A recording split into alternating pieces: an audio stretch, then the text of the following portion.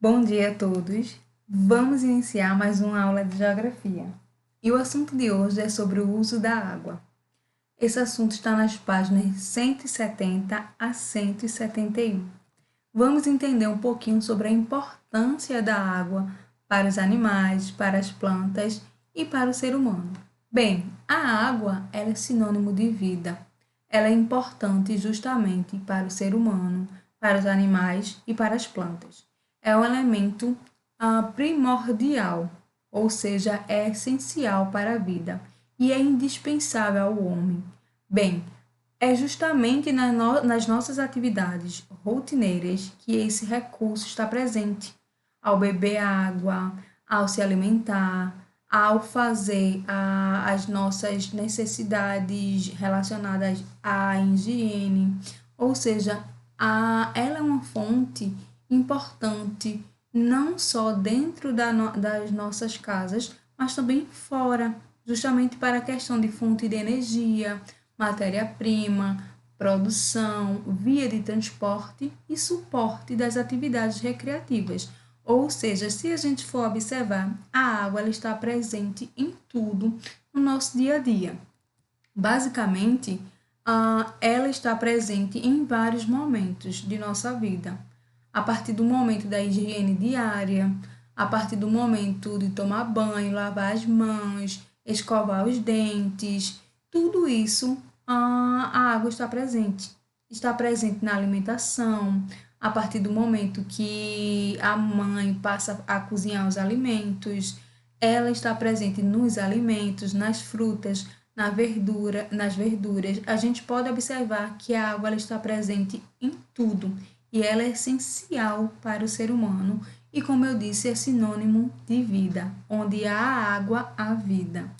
E com relação às tarefas domésticas, está relacionada quando lavamos as louças, quando lavamos as roupas, ao limpar o chão, dentro da questão para hidratar, né? E para manter o equilíbrio do corpo, tudo isso a água está presente. Bem, a gente não observa, mas quanto ao uso da água voltada para o Brasil, ela está distribuída para irrigação, justamente para a agricultura. A gente pode observar que 67,2% da água está voltada para a agricultura. Quanto ao abastecimento voltado para a pecuária, a água está presente em 11,1%, ou seja, 11% da água é voltada para a pecuária, ou seja, para o gado, para os alimentos que o gado e os alimentos que necessitam de água. A gente pode observar que a água ela está presente justamente no abastecimento rural, a água que chega às casas voltada para as pessoas rurais, que é em torno de 2,4. A água está voltada para o abastecimento urbano, justamente para a nossa cidade, voltada para o consumo, voltada para fazer as atividades diárias. A água também está voltada para a questão da mineração e da indústria. A gente pode observar que a água ela move também as atividades econômicas, como a agricultura, a pecuária e a indústria. E ela é fundamental justamente, né, dentro do nosso território brasileiro. Quanto à questão da água que a gente não vê, né, onde está distribuída, nessa tabela a gente vai observar que a água que você não vê é justamente a água que a gente consome sem perceber. Ou seja, veja o quanto de água potável é necessário para produzir cada item abaixo.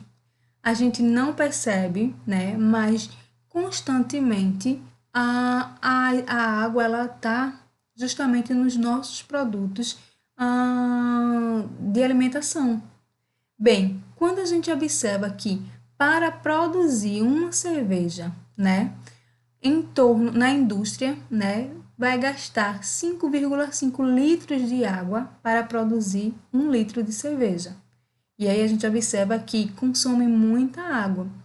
Na produção de arroz, para 1 quilo de arroz produzido, vai gastar em torno de 2.500 litros de água. Com relação à manteiga, para 1 quilo de manteiga vai gastar em torno de 18 mil litros de água, né? E aí a gente vai observar que quanto ao leite, para produzir um litro de leite, vai gastar 712,5 litros de água. Ou seja, quanto de água, né, é gasta para a produção desses alimentos no nosso dia a dia. E aí a gente observa que a água, ela está presente, né, como eu disse para vocês, está presente no queijo, está presente nos animais, está presente nos vegetais. Tudo que a gente consome no nosso dia a dia é composto por água. E para produzir um alimento para o nosso consumo, né, vai gastar muita água em torno disso. E aí a gente observa que quantas atividades econômicas, as atividades que movem um país, a agropecuária, ou seja, a agricultura, para a produção de vegetais e para a produção de carne, né, em torno de 70%. A água está destinada justamente para a agricultura e para a pecuária, em torno de 70% do consumo da água. Quanto à indústria, a indústria consome 22% da água, e quanto ao uso doméstico, que é menor, é em torno de 8%. Analisando esse gráfico, a gente observa que a água está presente na agricultura, para os vegetais, na pecuária, para os animais, para o uso na indústria e para o uso doméstico. Ou seja, a gente observa que a água está presente em tudo. E aí, com relação à questão onde está a água e como é usada, a gente observa que 23% do ser humano é voltada para o consumo. E em torno, como eu disse para vocês, a água está mais voltada para a agricultura, para o cultivo dos alimentos, para a nossa necessidade, e 7% para a indústria. E aí a gente observa que ela é fundamental para produzir alimentos como milho, arroz, feijão, a produzir carne, né? A gente não tem essa noção, mas a quantidade de água que é muito, né? É gasta justamente voltada nessas atividades. E aí a gente observa nesse gráfico que, como eu disse para vocês, o consumo está voltado justamente para a agricultura, voltado para a pecuária, voltado para o consumo urbano e voltado para a indústria. E aí fica algumas dicas, né, para ajudar a poupar a nossa água, né? Além de ser um recurso fundamental, não é porque é muita água no nosso território que a gente vai gastar, né? Então, o primeiro é fechar a torneira enquanto lavar as mãos, fechar a torneira enquanto, né, tá tomando banho, fechar a torneira enquanto se ensaboa, manter uma boa canalização, reduzir a quantidade de água. Outras dicas são não deixar a torneira pingar, reduzir o consumo, né, na lavagem de carro. Se, no caso, não lavar calçadas, todas essas dicas são fundamentais para minimizar, né, o consumo da água. E aí a gente fica com essa mensagem, né, poupar água, né, uma gota poupada hoje é mais uma gota que pode ser utilizada amanhã. E aí tem um texto maravilhoso, na verdade um cordel sobre a água, que eu vou ler para vocês, que diz o seguinte: de novo bem realista, a ONU vem alertar que na África e na China a água pode faltar. E conforme este argumento, não tendo planejamento, muita gente vai dançar.